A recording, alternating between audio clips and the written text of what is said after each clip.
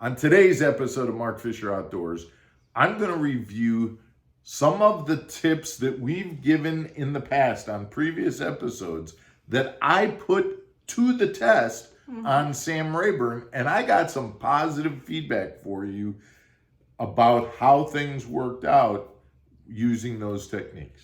So we gave tips to them, and then I used them. And they helped you? And they helped. Oh. And I want to make sure they know what helped. Say that 10 times fast. Well, I think they get it. Stick around. We'll be right back.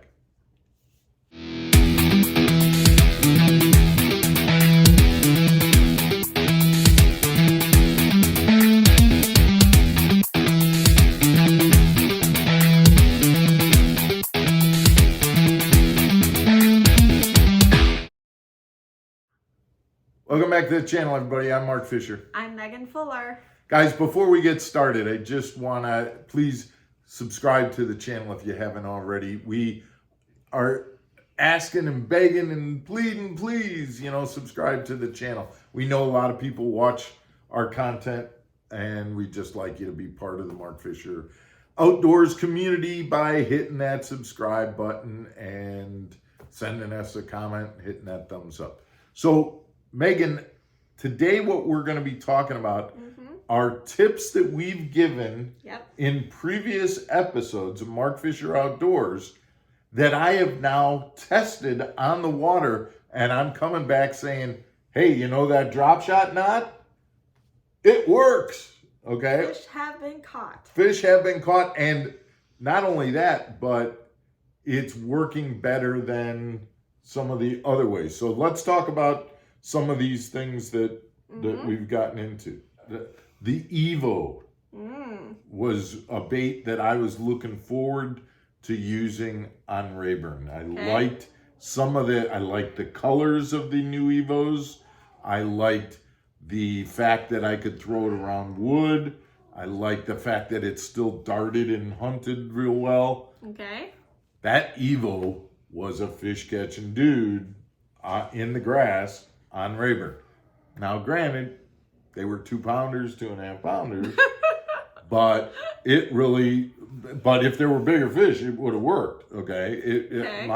The point is that Evo really, I like the way that Evo worked, and I love those red colors and the matching of the chatter spike along with the Evo chatterbait. Another thing that I did a lot of is I threw a lot of drop shots. You remember when we did the On the Water Wednesday earlier in the week, I was throwing drop shots a lot. And I used the new drop shot knot. Drop shot knot. Drop shot knot, yeah, that's what I said. I know, sounds good. I used the new drop shot knot all the time. And it kept that hook perpendicular to my line, and the hookup percentage was 100%. I did not miss a fish on a drop shot. Okay. And I really attribute it to that knot. So instead of with a Palomar, it might be kind of pointing at a 45, it was literally at a 90-degree angle. And I really think that no break-offs, nothing. So that drop shot knot really worked out great.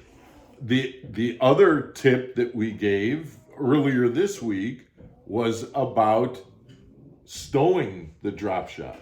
On the boat? Yeah, remember how we talked about putting the weight in the bail of the, and that worked out great throughout the week in terms of traveling from one place to another. Didn't have, because I had a lot of rods on the deck, but they never got tangled, doing any of that. A couple of the things that didn't work out so well, we talked about this yesterday, I think, but, going down the drains, and that didn't pay off primarily because a majority of the better fish were actually at the mouths of the drains, and I kind of missed that concept of scoping around for them using forward-facing sonar. Right. And so I was in the drains looking for channel swings and grass and things like that. So I was kind of doing old school kinds of things where I should have been in the mouth, just scoping around and fishing for fish that were not related to any kind of structure or weeds, and were just out in the mouth hanging around balls of shad and things like that. So would you say that you were focused on ideas, and then once you, like the drain, and then once you got to the drain, then you were looking at the forward-facing sonar rather than looking at the forward-facing sonar and then letting the forward-facing sonar direct you to a place, and then...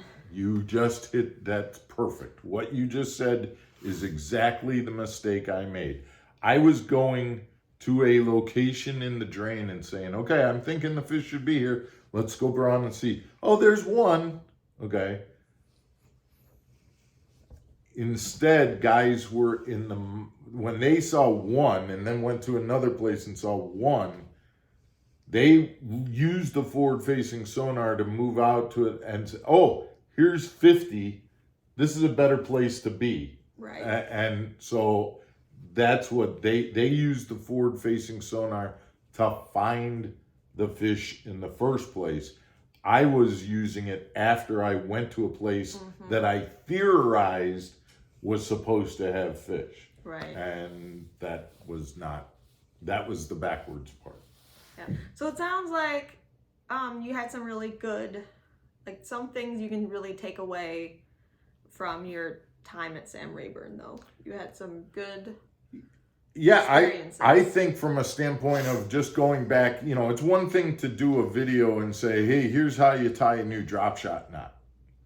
But I had never, other than tying it and seeing it in the pool, I had never fished with it. And I'm telling you, I've now fished with that new drop shot knot for 5 straight days. And I'm telling you, if you don't remember that episode, go back to that episode and watch it.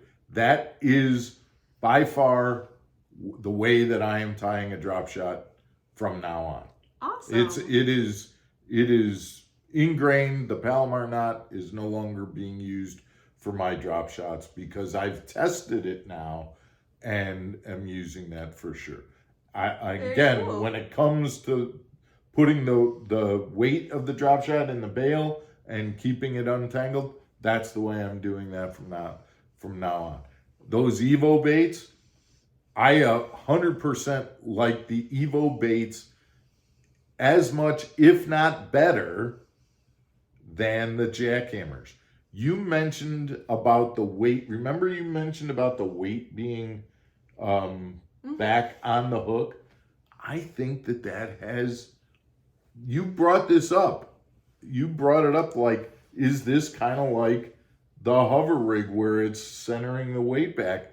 It makes those baits less where they fall head down. They still, but I really like the Evo chatterbaits a lot, and I'm going to be using more of the Evos in the coming weeks, with the tournaments and things like that. So those are 3 that come to mind of videos that we've done that I've now tested on the water and wanted to come back to the viewers and just say they're tournament tested, they're worth trying. So that was the point of what I'm trying to say in this video. So guys, check out those videos that we just talked about. Go back if you don't remember them and watch them, and have a good weekend. And we will see you on Monday with another episode of Mark Fisher Outdoors. Stay channeled.